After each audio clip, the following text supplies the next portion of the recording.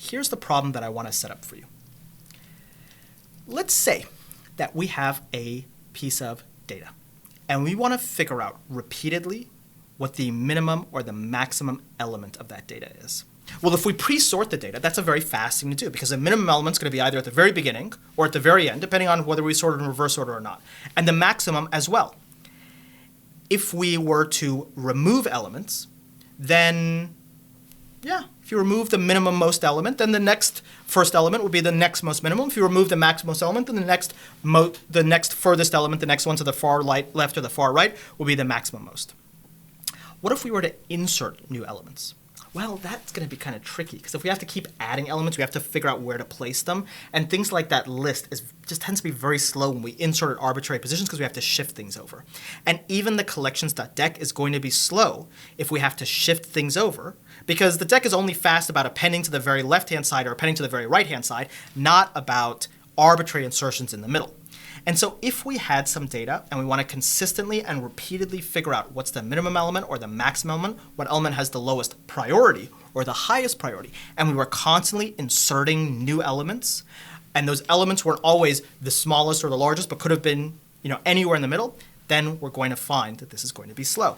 And in fact, if we look at our timing measurements of figuring out what the minimum element is for a Python list, we can see that this grows very ugly, very, very much on the order of magnitude of the size of the data. But if we change this data very, very slightly, and we make this not a list, but a a heap rather, and we ask that heap for the 0th element, which is guaranteed by the heap property, be the smallest element, we'll see that tends to be very fast. But a question arises, what is this heap in the first place? If you happen to have data that is constantly growing, that is constantly having new elements introduced, and you need to maintain a property such that you can easily identify the minimum or the maximum element, a very common way to implement this is with what they call a priority queue or a heap. And the Python standard library gives you the ability in order to do this very easily. In the heap queue module, there's a function called heapify that takes a Python list and it reorganizes the elements in that Python list to satisfy what's called the heap property, which we'll talk about in a moment. And it gives you some functions like n smallest and n largest to identify the smallest elements and the largest elements. And it asserts for you that the heap property says that the very first element is going to be the smallest, and that's basically it. Now, one interesting thing that we can see here is kind of weird, right? These aren't in sorted order. It's not like it's going from smallest to largest. It's going from smallest and then 2 of the next smallest, and then, okay, what the heck is going on? What is this heap property? What is this heap pop, heap push, heapify doing? Here's the idea. When you have this data structure, you have to interact with this data structure through mechanisms which enforce this heap property, namely this heap pop or heap push. Heap pop to eliminate elements, heap push to add elements. And the underlying data structure is just a regular Python list where the elements in that Python list are juggled so that you can always guarantee that the very first element is the smallest element, and that's basically it. And you can see as I add elements here or remove elements from this thing, you can see that every time I pop off an element, I do remove an element, and the element at the very beginning is always the negative most element. Well, how is this actually implemented? What is this heap property? How does heap pop and heap push really work? Well, the way to think about this is we've taken all the elements of the structure and we've organized them in a tree. We won't talk that much about trees and graphs in this particular question, but there are questions coming up for you where we will talk in great depth about trees and graphs and all the algorithms and the properties that they have. But imagine that we have some elements from some data structure A, B, C, D, E, and F, and we've arranged them in a tree. The heap property is the idea that for each parent of each subtree, the parent is always larger than the children. That's it. So for this particular structure, if this is satisfying the heap property, then A is larger than B and C, B is larger than D and E, and D is larger than F. And you can think because greater than or less than at least within a total ordering, is a transitive property. That means that A is either the largest or the smallest. We can, of course, make this a minimum heap or a maximum heap. Whether it's the minimum value or the maximum value is really just a sign change. But we can ensure, because this is a transitive property, that A is thus the largest element or the smallest element. And all we have to do is figure out, when we add elements and remove elements, how to reorganize the structure efficiently to ensure that property. Here is a very simple implementation of a heap. Well, hold on a second. I said this was like a graph, but why didn't I import network X? That's my easy tool for working with graphs. One of the other observations that is used by the heap queue module and that we'll use in our implementation is this.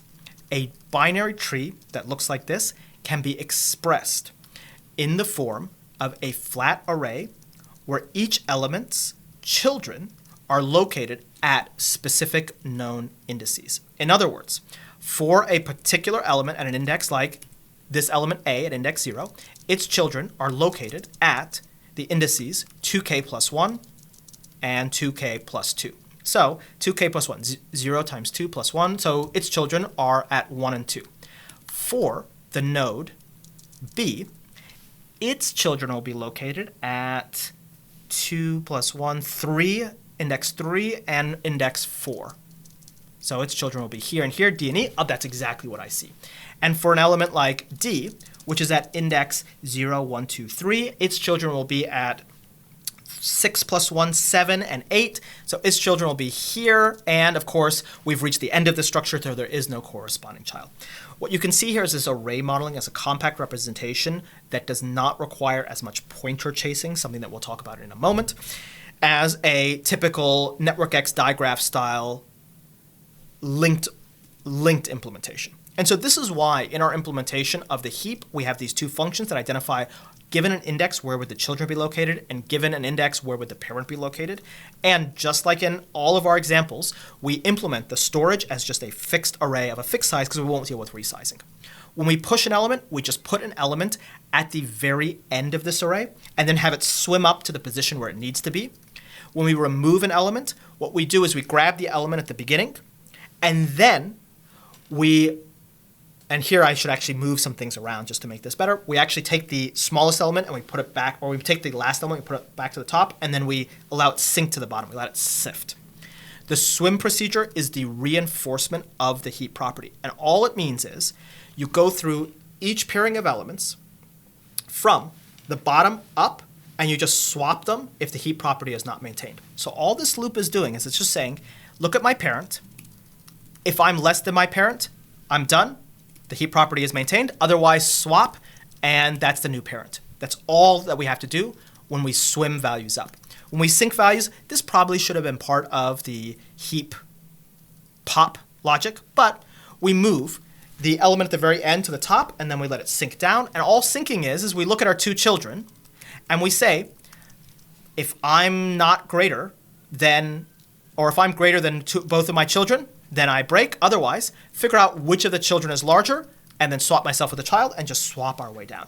And this is all we need to actually implement this sort of priority queue, this min or max heap. Here you can see when we pop these elements, we will pop them in order from smallest to largest, or sorry, from largest to smallest. And as we add elements, you can see the order isn't changing, and doesn't matter the order in which I add these, that heap property is always maintained. And so, what you can see from this is we have a need. We need to always be able to find the minimum or the maximum element, subject to the data changing over time. We can't just sort once and then say this is immutable, leave it as it is.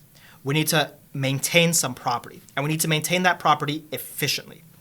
We need to maintain that property so that when we consider things like reasserting the property on adding an element and reasserting the property on removing an element, the time for those is bounded. And the time for that is faster than, in the asymptotic case, in the extreme, than if we just resorted every single time. Now we know if we resort, it's an n log n. So if we're repeatedly resorting, then we're doing n log n, n log n, n log n, n log n. If we do in a tight loop a repeated min or repeated max, we know that the tight loop itself is n, the min or the max is n, so that's n squared, and that's the thing that we want to avoid.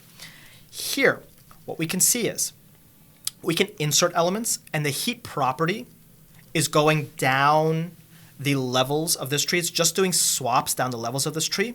So it's going to be logarithmic because the tree is basically taking all the data and it's dividing and conquering it into the subtrees.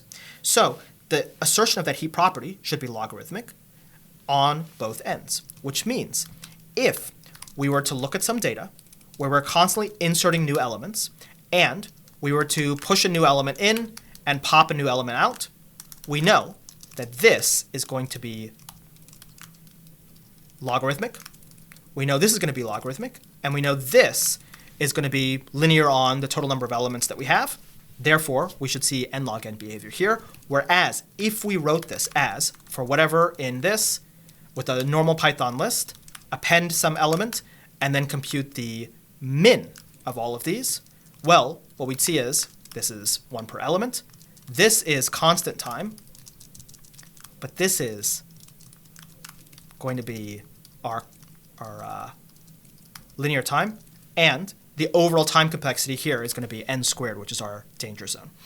Oftentimes, the nitty-gritty details of, if it's, even if it's log-based, whatever, that's a constant factor, we don't consider that, but a lot of those nitty-gritty details are not really easy for us to measure or to assert, but you can see there is a dramatic difference in these, and I'd be very hard-pressed to say in practicality that you wouldn't see that this code for large enough data sets would be meaningfully faster. And this code is much less risky for blowing up in your face. Because here's the thing. Even though the big O can't tell you how fast the code is, here's what it can do. It can tell you that however fast it happens to be today, tomorrow when the data grows, it's not going to be quadratically slower. So it's going to slow down in some measurable, controllable fashion. Whereas this analysis may not tell you how fast the actual resulting code is going to be, but it's going to tell you you're at very high risk that if the data set doubles, the speed may quadruple, and you may immediately find yourself with everything great in dev and everything blowing up in your face in prod.